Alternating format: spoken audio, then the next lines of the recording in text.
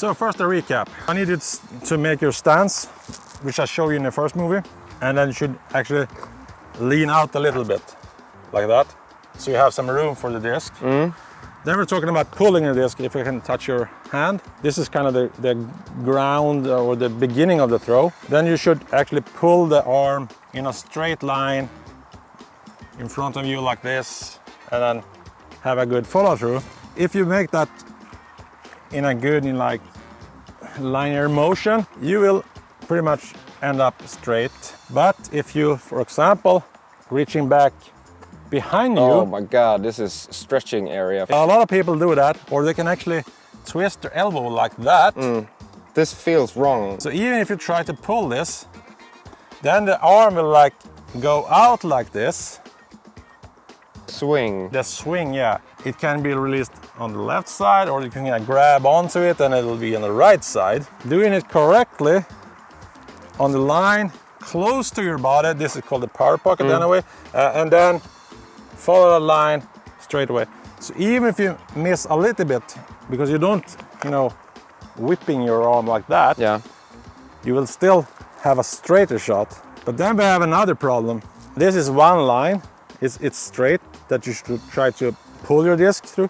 If it goes like down and up, what's going to happen then?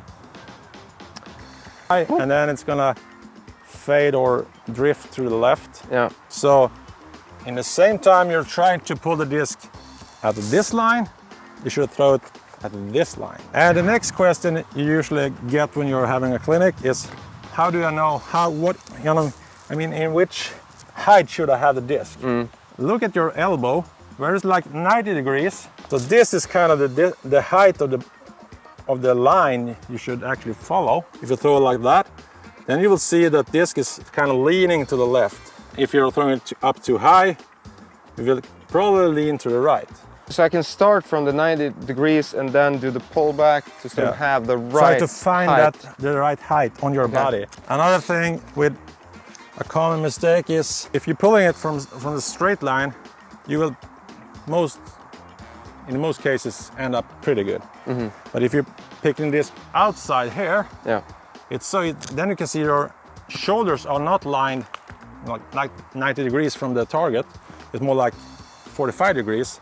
And then it's easy when you're trying to rip the disc that you're actually ripping it to the right. And beginners are usually really keen to look forward. So if they look forward, you can see if I try to look, then they will kind of reach to the right, and when they start to pull it, they're gonna pull it to the right. Or they pull it to the right and low on your body, and then you will have that beginner big hyzer, nose up, everything. But still, some people can have a good reach back, but then the throw starts with their head pretty much.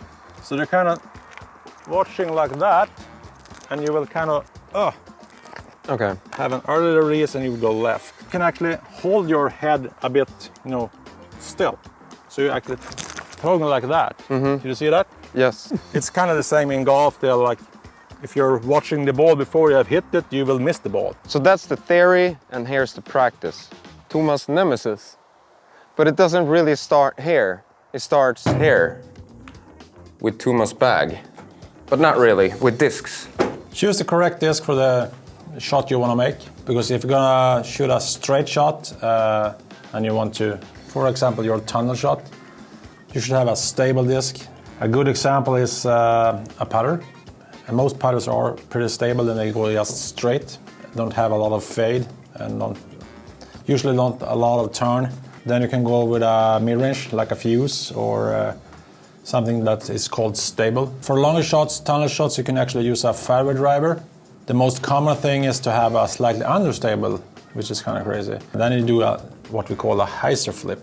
So you actually aim it a little bit to the left, you have a slight hyzer angle. And then with the speed, the disc will stand up and then it will just go straight. The hyzer flip. The hyzer flip, yeah. So yeah, different discs.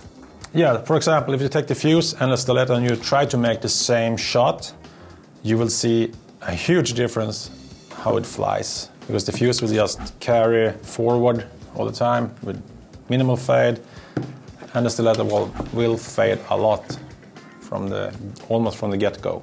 So it's really important to have the right disc for the right shot. So if you want to throw a straight shot, you should have a straight disc.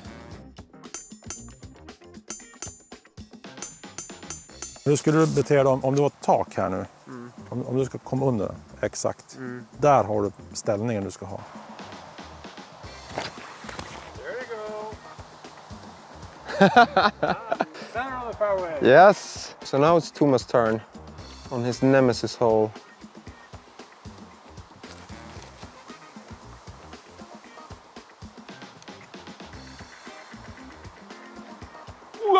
If you like this video, please give it some love, and if you're new and you like this sort of content, subscribe to the channel.